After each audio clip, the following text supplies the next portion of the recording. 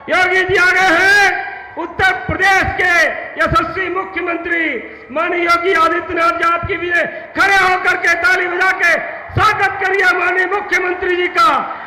यशस्वी मुख्यमंत्री माननीय योगी आदित्यनाथ जी, आप ठाकुर रोशन सिंह की सरजमी पे आप लोगों को संदेश देने आए हैं मोदी जी का। भाइयों, बड़े हर्ष का विषय है। इस क्षेत्र में अगर कभी भी आने का अवसर मिला है तो भारतीय जनता पार्टी के मुख्यमंत्री ही इस क्षेत्र में आए हैं। इस क्षेत्र में कटरा से लेकर के हाईवे देने का काम किया हो, डिग्री कॉलेज देने का काम किया हो, तो भाजपा के मुख्यमंत्री और माननीय योगी आदित्यनाथ जी ने ही दिया है। भाइयों, अब मैं माननीय मुख्यमंत्री जी का स्वागत करने के लिए अपने अब वरिष्ठ मंत्री माननीय सुरेश कुमार खन्ना जी से कहूंगा कि वो अंग वस्त्र देकर और हनुमान जी की प्रतिमा, और लोग जाए ना आगे, अरे साइड में रहिए।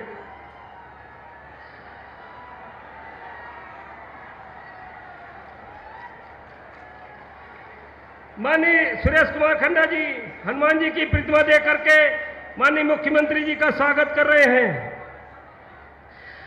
अब आप सबके लोकप्रिय सांसद माननीय अरुण कुमार सागर जी से अनुरोध करूंगा कि वो स्मृति चिन्ह कमल का फूल, जो हमारा चुनाव चिन्ह है, वो हमारी मान आन बान शान है, ऐसा कमल का फूल प्रदान करके सम्मानित करने की कृपा करें माननीय अरुण कुमार सागर जी माननीय मुख्यमंत्री जी को।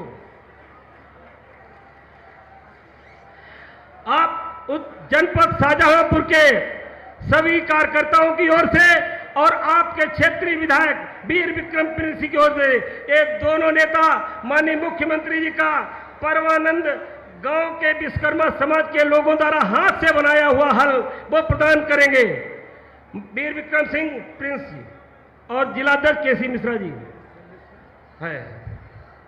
अब मैं माननीय मुख्यमंत्री जी का स्वागत करने के लिए हम सबके नेता वरिष्ठ मंत्री माननीय सुरेश कुमार खन्ना जी को आमंत्रित करूंगा कि वो माननीय मुख्यमंत्री का स्वागत देने की कृपा करें।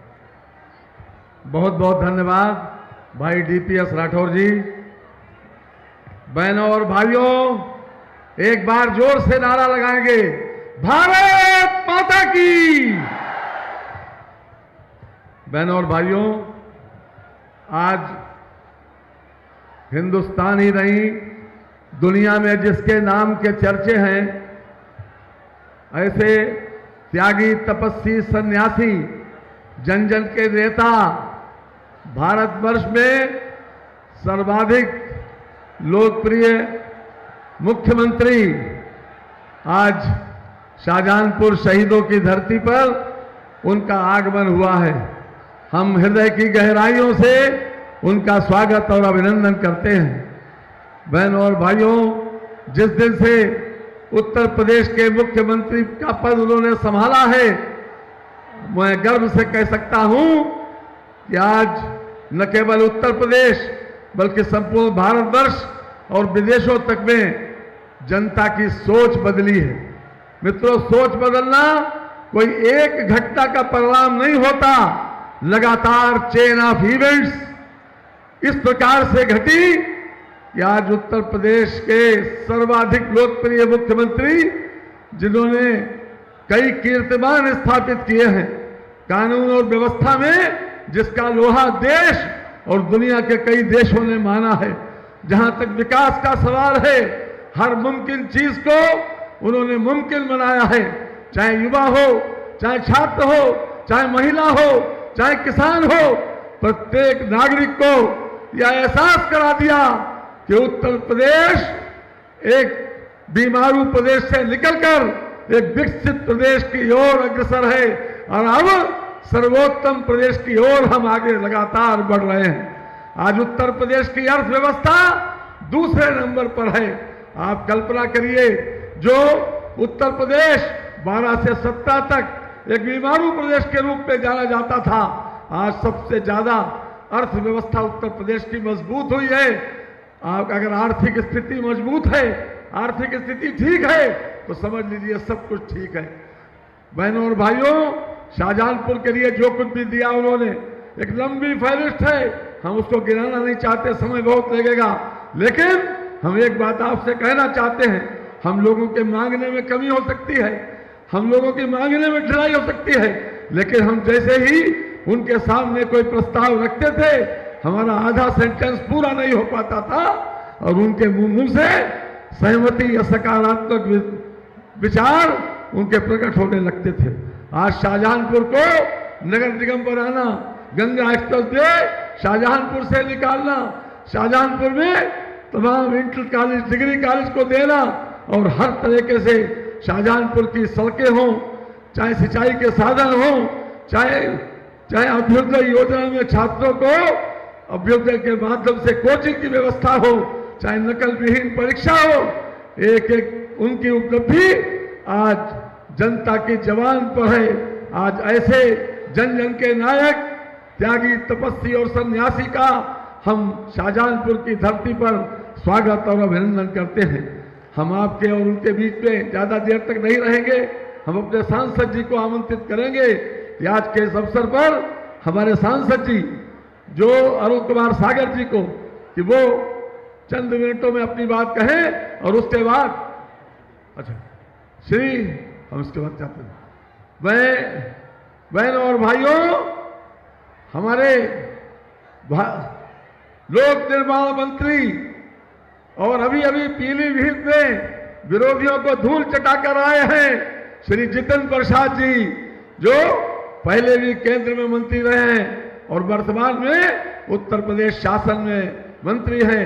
आदरणीय श्री जितिन प्रसाद जी से अनुरोध करूंगा कि आज के इस अवसर पर हमारा मार्गदर्शन करें। श्री जितिन प्रसाद। बहुत बहुत धन्यवाद। आज यहाँ हमारे शाहजहांपुर में शहीदों की नगरी खुदागंज में मैं इस प्रदेश के यशस्वी मुख्यमंत्री आदरणीय योगी आदित्यनाथ जी का स्वागत करता हूं। जोरदार तालियों से माननीय मुख्यमंत्री जी का यहाँ स्वागत कीजिए। यहाँ जिनको अभी हम सुन रहे थे, आदरणीय सुरेश खन्ना जी, हमारे प्रदेश उपाध्यक्ष, विधान परिषद सदस्य संतोष सिंह जी, हमारे पूर्व मंत्री क्लस्टर प्रभारी सुरेश राणा जी, हमारे प्रत्याशी अरुण सागर जी, हमारे विधायक वीर विक्रम सिंह प्रिंस जी, सभी सम्मानित लोग, जिलाध्यक्ष केसी मिश्रा जी जो यहाँ मंच पर उपस्थित हैं। आज माननीय मुख्यमंत्री जी का आगमन हुआ है और आप लोगों ने इतनी बड़ी गर्मी में भी यहाँ उपस्थित होकर ये दर्शाया है कि आने वाली 13 तारीख को प्रचंड बहुमत से कमल का फूल खिलेगा और प्रधानमंत्री जी का तीसरे कार्यकाल में शाहजहांपुर का बहुत बड़ा योगदान होगा। तो जरा जोर से बता दीजिए मुख्यमंत्री जी को कि 13 तारीख को प्रचंड बहुमत से कमल का फूल खिलेगा। मुझे मालूम है गर्मी बहुत है, इसका यह मतलब नहीं कि शाहजहांपुर से आवाज ना निकले। कमल का फूल खिलेगा, अब मालूम पड़ रहा है। और इसी के साथ माननीय मुख्यमंत्री जी का मैं स्वागत करता हूं, जिनका चाहे पश्चिम से लेकर पूर्वांचल तक उत्तर प्रदेश की हर धरखंड पे नजर रहती है और मुझे सानिध्य में काम करने का अवसर मिला है और मैंने देखा है मुख्यमंत्री जी के योगदान और उनके नेतृत्व में एक भव्य राम मंदिर का निर्माण मोदी जी और योगी जी के उसमें तो हुआ ही है।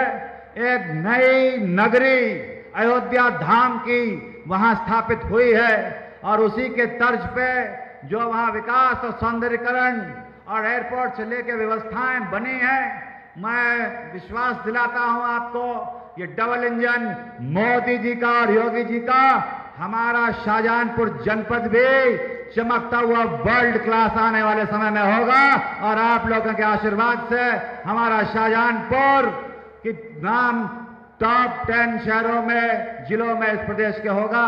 मैं ज्यादा ना बोलते हुए माननीय मुख्यमंत्री जी का शाहजहांपुर की धरती पे पुनः स्वागत करता हूं और आभार प्रकट करता हूं। बहुत बहुत धन्यवाद।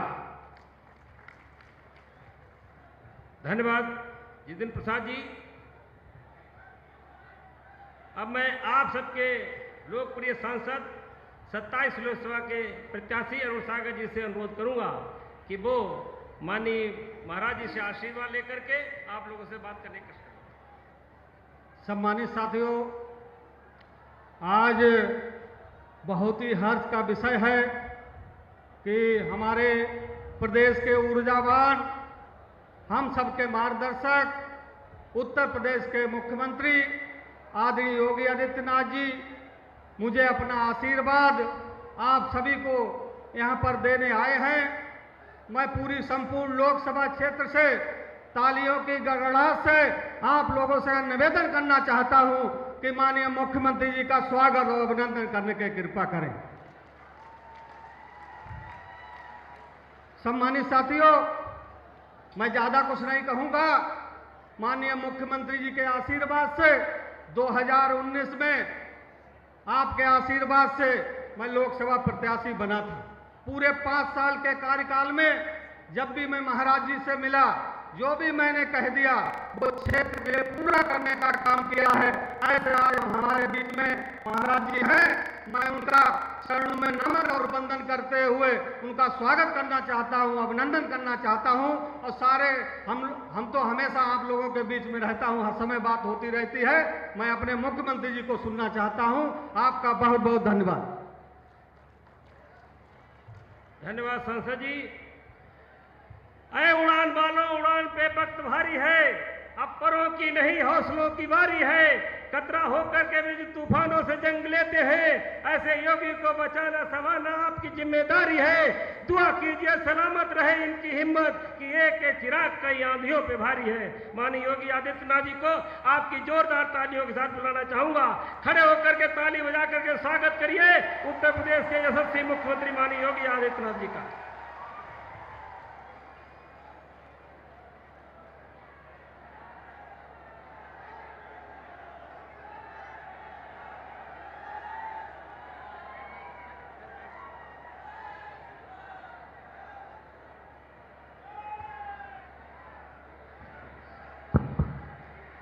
भारत माता की, भारत माता की, भारत माता की। वंदे वंदे वंदे।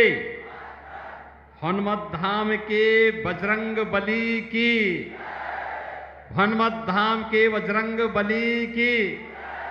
जय श्री राम, जय जय श्री राम। मंच पर उपस्थित उत्तर प्रदेश सरकार के वित्त और संसदीय कार्य विभाग के मंत्री श्री सुरेश खन्ना जी, प्रदेश सरकार के लोक निर्माण विभाग के मंत्री और पीलीभीत संसदीय सीट से भारतीय जनता पार्टी के प्रत्याशी के रूप में जिन्होंने जोरदार चुनाव लड़ा है, ऐसे श्री जितिन प्रसाद जी, भारतीय जनता पार्टी के प्रदेश के उपाध्यक्ष विधान परिषद सदस्य श्री संतोष सिंह जी, पूर्व मंत्री और क्लस्टर प्रभारी सुरेश राणा जी, लोकप्रिय सांसद और इस क्षेत्र से पुनः प्रत्याशी बनाए गए श्री अरुण सागर जी, जिलाध्यक्ष श्री कृष्णनंद मिश्र जी, लोकसभा के प्रभारी रामगोपाल मिश्रा जी, जिला पंचायत अध्यक्ष श्रीमती ममता यादव जी, महानगर अध्यक्ष शिल्पी गुप्ता जी, विधायक कटरा श्री वीर विक्रम सिंह जी, मान्य विधायकगण श्री चेतराम जी, हरिप्रकाश वर्मा जी, श्रीमती सोलोना कुशवाहा जी, विधान परिषद सदस्य डॉक्टर सुधीर गुप्ता जी, लोकसभा के संयोजक अरुण गुप्ता जी, अध्यक्ष जिला सहकारी बैंक श्री धर्मेंद्र प्रताप सिंह राठौर जी, महापौर श्रीमती अर्चना वर्मा जी और भारतीय जनता पार्टी के हमारे सभी पदाधिकारी और उपस्थित बहनों और भाइयों, काकोरी ट्रेन एक्शन के महानायक पंडित राम प्रसाद बिस्मिल, अस्फाउल्लाह खां और ठाकुर रोशन सिंह की इस पावन धरा को मैं नमन करते हुए इस भीषण गर्मी में भी आप इस जनसभा में आए हैं और लोकतंत्र को पुष्ट करने के लिए, मजबूत बनने के लिए, अपनी सहभागिता के लिए मोदी जी के विकसित भारत की संकल्पना को साकार करने में अपना योगदान दे रहे हैं। इसके लिए बहनों और भाइयों, मैं आप सबका हृदय से अभिनंदन करता हूं, स्वागत करता हूं। बहनों और भाइयों, जब मैं यहां आ रहा था तो मैं देख के भौचक था कि शाहजहांपुर एक ऐसा जिला है जहां लाड साहब का जुलूस भी निकलता है और वहां पर ने लाड साहब के जुलूस का बड़ा अच्छे ढंग से स्वागत करते हैं, मैंने सुना है। और खन्ना जी कहीं भी हो, लेकिन लाड साहब के जुलूस में भाग लेने के लिए जरूर आते हैं। लेकिन बहनों और भाइयों, अभी भी खुदागंज और अल्लाहगंज जैसे कस्बे भी यहां पर हैं और इसीलिए मैं आप सबका आह्वान करने के लिए आया हूं। मोदी जी ने कहा है ना, आजादी के अमृत महोत्सव के मुख्य समारोह को संबोधित करते हुए उन्होंने पंच प्रण की बात की। पंच प्रण में गुलामी के अंशों को समाप्त करना और विरासत का सम्मान करना। हमें भारत और भारतीयता पर गौरव की अनुभूति होनी चाहिए। भारत के विकास को हम लोग मन वचन कर्म से आगे बढ़ाने का कार्य करेंगे और अपनी विरासत का सम्मान भी करेंगे। अयोध्या में राम मंदिर का निर्माण हो, काशी में काशी विश्वनाथ धाम का हो, या फिर शाहजहांपुर में अमर शहीदों का भव्य म्यूजियम बनाने का कार्य हो, या फिर शाहजहांपुर के हनुमत धाम में विराट बजरंगबली की प्रतिमा को स्थापित करने का कार्य हो, ये सभी विरासत का सम्मान है। और बहनों और भाइयों, उसी विरासत के सम्मान के साथ जोड़ने के लिए आज ठाकुर रोशन सिंह की इस पावन धरा पर, अमर शहीद ठाकुर रोशन सिंह की इस पावन धरा पर आकर के इस धरा को नमन करने का मुझे सौभाग्य प्राप्त हो रहा है। मैं इसके लिए आयोजकों को हृदय से धन्यवाद देता हूं और आप सबके आगमन के लिए भी आपका मैं अभिनंदन करता हूं। बहनों और भाइयों, मैं आज से लगभग 5 वर्ष पहले इस धरती पर आया था। मैं यहां आया था तब ठाकुर रोशन सिंह के नाम पर एक महाविद्यालय के निर्माण के कार्यक्रम को हम लोगों ने आगे बढ़ाया था। बहनों और भाइयों, इन शहीदों के शौर्य और पराक्रम का, उनके त्याग और बलिदान का परिणाम है कि आज हम सबको आजादी मिली है। इस आजाद भारत में हम अपने अनुसार योजनाएं बना पा रहे हैं, बिना भेदभाव के समाज के हर तबके को सम्मान मिल पा रहा है। कोई भेद नहीं है, गांव हो, गरीब हो, किसान हो, नौजवान हो, महिलाएं हो, सबको बराबर सम्मान प्राप्त हो रहा है। इन महानायकों के कारण आज भारत दुनिया का सिरमौर मोदी जी के नेतृत्व में बनता हुआ दिखाई दे रहा है। वह सपना जो हमारे शहीदों का था, जो बलिदानों का था, क्या कहा था पंडित राम प्रसाद बिस्मिल ने? यही तो कहा था जब फांसी हो रही थी। जेलर ने पूछा था, क्या अंतिम इच्छा है? लोग मानते हैं कि भाई किसी को अगर हम फांसी दे रहे हैं, उससे पूछेंगे अंतिम इच्छा, वो कहेगा साहब मुझे छोड़ दो, वो एक बार माफ कर दो। उन्होंने कहा नहीं, हरगिज नहीं, मैं अंग्रेजों से माफी नहीं मांगूंगा।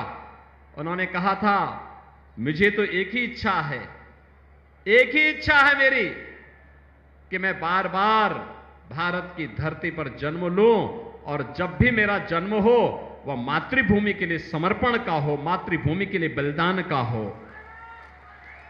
यही तो कहा था राम प्रसाद बिस्मिल ने। इसी बात को लेकर के आज हम सब आपके बीच आए हैं और यही ठाकुर रोशन सिंह ने कहा था, यही अस्फाउल्लाह खान ने कहा था। बहनों और भाइयों, एक तरफ इन क्रांतिकारियों का महाराणा प्रताप से, छत्रपति शिवाजी महाराज से, गुरु गोविंद सिंह जी महाराज हो, महारानी लक्ष्मीबाई हो, मंगल पांडे हो, एक लंबा इतिहास है भारत की आजादी के इन नायकों का, जिन्होंने बिना रुके, बिना डिगे, बिना थके और बिना अपने संकल्प से डिगे भारत की स्वाधीनता के लिए लोग लड़ते रहे, लगातार लड़ते रहे। जब लोग मानते थे कि अंग्रेजों के कार्यकाल में कभी सूर्य अस्त नहीं होता, लेकिन इनका संकल्प था कि हम अंग्रेजों का सूर्य अस्त करके रहेंगे और भारत की स्वाधीनता का सूर्योदय होगा। और बहनों और भाइयों, आज उसी नए भारत में हम लोग जन्म लेकर के अपना कार्य कर रहे हैं। एक तरफ भारत के इन अमर बलिदानियों के प्रति श्रद्धा और सम्मान का भाव रखने वाली भारतीय जनता पार्टी है, और दूसरी तरफ कांग्रेस समाजवादी पार्टी का इंडी गठबंधन। आपने देखा होगा, अभी 2 दिन पहले समाजवादी पार्टी ने मैनपुरी में राष्ट्र नायक महाराणा प्रताप की प्रतिमा को पवित्र करने का प्रयास किया। समाजवादी पार्टी के गुंडे मूर्ति के ऊपर चढ़ते हैं, मूर्ति में महाराणा प्रताप के आन मान शान के प्रतीक भाला को तोड़ने का प्रयास करते हैं, मूर्ति को पवित्र करते हैं, गाली गलौज करते हैं। इन अकबर और औरंगजेब की औलादों को बताया जाना चाहिए, ये नया भारत है। इस नए भारत में राष्ट्र नायकों का अपमान भारत स्वीकार नहीं करता है, नहीं करता है। ऐसे ही समाजवादी पार्टी के गुंडों ने भारत के संविधान के शिल्पी बाबा साहब डॉक्टर भीमराव अंबेडकर की प्रतिमा को भी अपवित्र करने का प्रयास किया। बहनों और भाइयों, अभी भी कभी कभी मुझे लगता है कि कानून का राज स्थापित करने के बाद भी जब चुनाव आते हैं तो इन गुंडों की गर्मी चढ़ने लगती है। ऐसे लगता है जैसे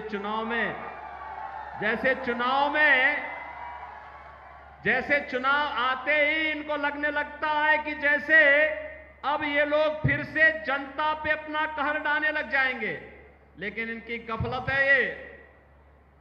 भारतीय जनता पार्टी जनता जनार्दन के आशीर्वाद से उनकी सेवा करते हुए प्रधानमंत्री मोदी जी के नेतृत्व में लगातार कार्य कर रही है, और चुनाव परिणाम आएंगे, गुंडों की गर्मी भी धीरे धीरे करके अपने आप शांत होती जाएगी। बहनों और भाइयों, आज देश अपने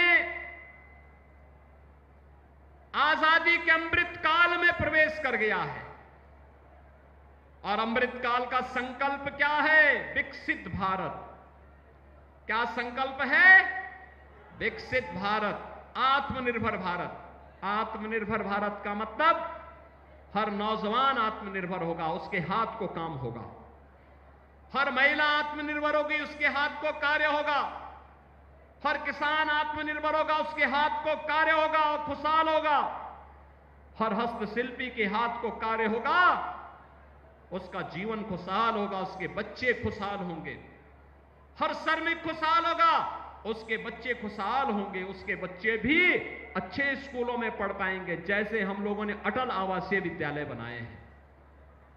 बहनों और भाइयों, और जब आत्मनिर्भर भारत होगा, वही आत्मनिर्भर भारत विकसित भारत की संकल्पना को साकार करेगा। और हमारी पीढ़ी सौभाग्यशाली है, हमने इस विकसित भारत की संकल्पना को साकार होते हुए हम देख रहे हैं। आपने देखा होगा कैसे मोदी जी के नेतृत्व में 10 वर्ष में भारत बदला है। 10 वर्ष पहले की कल्पना करिए, क्या था भारत?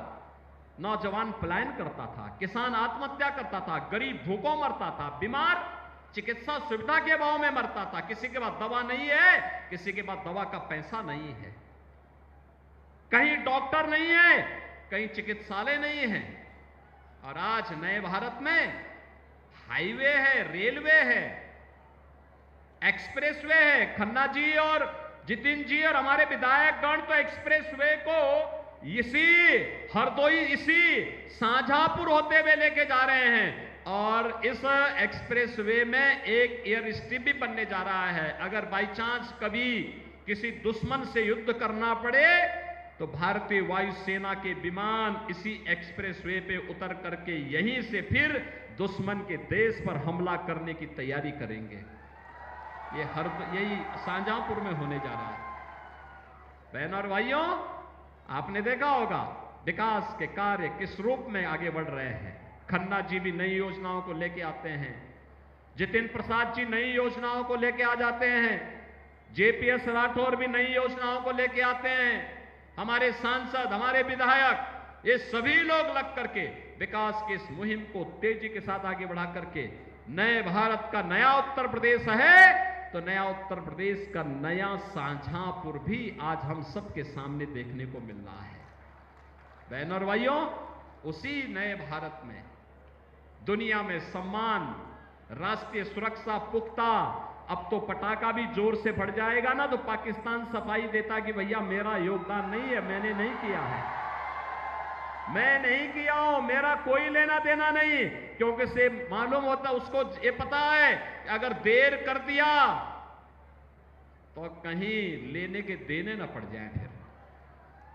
क्योंकि ये नया भारत है, छेड़ता नहीं है, लेकिन कोई छेड़ेगा तो फिर छोड़ता भी नहीं है। और इसीलिए इस नए भारत में आज हम सब रह रहे हैं। गरीब कल्याणकारी योजनाओं को देखो ना, 80 करोड़ लोग फ्री में राशन प्राप्त कर रहे हैं। कांग्रेस और सपा की सरकार के समय लोग भूख से मरते थे। 50 करोड़ लोगों का जनधन अकाउंट खुल गया है। 60 करोड़ लोगों को 5 लाख रुपए की स्वास्थ्य बीमा का कवर मिल रहा है। 12 करोड़ किसान सम्मान निधि का लाभ प्राप्त कर रहे हैं। 12 करोड़ गरीब घरों में शौचालय बन गए हैं। 10 करोड़ गरीब घरों में उज्ज्वला योजना का रसोई गैस का सिलेंडर पहुंच गया है। और हमने तो यूपी से भी व्यवस्था की है, होली और दीपावली में एक सिलेंडर, भरा हुआ सिलेंडर फ्री में उपलब्ध करवाएंगे। 4 करोड़ गरीबों के मकान मिल गए। और मोदी जी ने कहा है जितने भी गरीब हैं, जितने भी पात्र लोग हैं, जिनके घर में रसोई गैस का सिलेंडर नहीं है, उन सबको हम फ्री में सिलेंडर का कनेक्शन देंगे। और जिनके घर नहीं, उनको एक मकान भी उपलब्ध करवाएंगे। आप भी अपने तरीके से घोषणा करके आइए, मोदी जी का प्रतिनिधि बन करके, योगी जी का प्रतिनिधि बन करके आप भी गांव गांव में बोल दीजिए, जिसके बाद मकान नहीं उसको मकान मिलेगा, आश्वस्त कर दीजिए।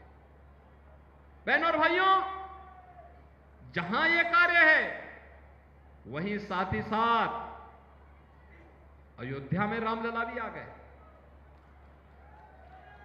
कांग्रेस क्या कहती थी? कहते थे राम तो है ही नहीं। समाजवादी पार्टी के लोग क्या कहते थे कि परिंदा पर नहीं मार सकता। अरे कल ही प्रधानमंत्री मोदी जी अयोध्या आए थे, आपने देखा होगा, लाखों लोग उमड़े थे, लाखों लोग आए थे और सभी लोग मोदी जी का अभिवादन कर रहे थे। और सब लोगों के स्वर, मुंह में एक ही स्वर था, तो सब लोग कह रहे थे जो राम को लाए हैं हम उनको लाएंगे। यही तो शाहजहांपुर के अंदर भी है ना, यही तो शाहजहांपुर में भी है ना, शाहजहांपुर भी यही सोचता है। तो बहनों और भाइयों, रामलला अयोध्या में 500 वर्षों के बाद फिर से विराजमान हो गए हैं। भगवान राम ने अपनी इस बार होली भी मनाई और अपना जन्मदिन भी मनाया अयोध्या में। और जन्मदिन के दिन तो भगवान सूर्य ने प्रभु राम का सीधे सीधे सूर्य तिलक किया। यह भी दृश्य आपने देखा होगा। बहनों और भाइयों, हमारी पीढ़ी कितनी सौभाग्यशाली है, जिस शुभ कार्य को कई पीढ़ियां नहीं देख पाई, उस शुभ कार्य को हमारी पीढ़ी देख रही है, अपनी आंखों से देख रही है, महसूस कर रही है, उसके साथ सहभागी बन रही है। इससे ज्यादा सौभाग्य और क्या हो सकता है? बहनों और भाइयों, इसीलिए तो राम प्रसाद बिस्मिल ने कहा था कि इस भारत वर्ष में 100 बार मेरा जन्म हो, कारण सदा ही मृत्यु का देशोपकारक कर्म हो। और मुझे लगता है कि ये पंडित राम प्रसाद बिस्मिल और ठाकुर रोशन सिंह का यह संकल्प आज साकार हो रहा है, और उससे संकल्प करने के लिए आज हम आपके बीच आए हैं। भारतीय जनता पार्टी ने श्री अरुण कुमार सागर को फिर से अपना प्रत्याशी बनाकर के आपके बीच उतार के भेजा है। बहनों और भाइयों, वे भारतीय जनता पार्टी के प्रत्याशी हैं।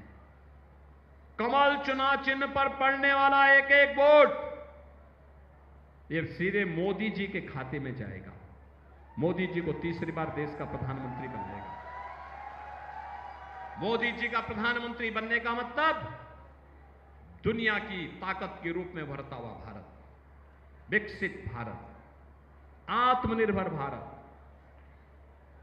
ऐसा भारत जिसको कोई दुश्मन आंख नहीं दिखाएगा, और उस भारत के अंदर आपका भी सम्मान सुरक्षित होगा, आपके घर में भी समृद्धि आएगी, आपके यहां भी विकास होगा। और उसी के लिए हम लोग आए हैं। अरुण कुमार सागर को भारतीय जनता पार्टी ने अपना प्रत्याशी बनाया है। भारतीय जनता पार्टी के प्रत्याशी हैं निषाद पार्टी ने, राजभर पार्टी ने, अपना दल ने, राष्ट्रीय लोक दल ने भी इन्हें अपना समर्थन दिया है। ये सभी लोग उनके साथ सहभागी बन रहे हैं। आप भी अरुण कुमार सागर को अपना आशीर्वाद देने को तैयार है ना? कमल चुनाव चिन्ह पर तैयार है? अरे जोर से बोलो शाहजहांपुर वालों, सहमत हैं? सभी लोग सहमत हैं? लेकिन बहनों और भाइयों, इसके लिए आपको एक काम करना पड़ेगा। 13 मई को तो वोट स्वयं तो डालना पड़ेगा। हर व्यक्ति को 2-2 परिवारों की जिम्मेदारी लेनी पड़ेगी मतदान स्थल पर ले जाने की। ले जाएंगे? और अभी आपके लिए प्रचार का समय है। आज बहनों और भाइयों 6 मई हो गई, लगभग 6 दिन प्रचार के। इन 6 दिनों में आप कम से कम 4-4 घंटे देश के लिए कमल चुनाव चिन्ह का समर्थन मांगने के लिए क्या घर घर जाएंगे? मोदी जी का प्रतिनिधि बनकर के जाएंगे? अरुण सागर बनकर के जाएंगे? वोट मांगेंगे? लोगों को बताएंगे कि हमें विकसित भारत बनाना है ना? तो बहनों और भाइयों, इसी के लिए मैं और हमारा पूरा मंच आपसे अपील कर रहा है। घर घर जाएंगे, मोदी जी को फिर से प्रधानमंत्री बनाएंगे, और मोदी जी के प्रधानमंत्री बनाने में शाहजहांपुर का योगदान होगा। इसके लिए अरुण सागर को यहां से जिता करके भेजेंगे। सहमत हैं? सहमत हैं?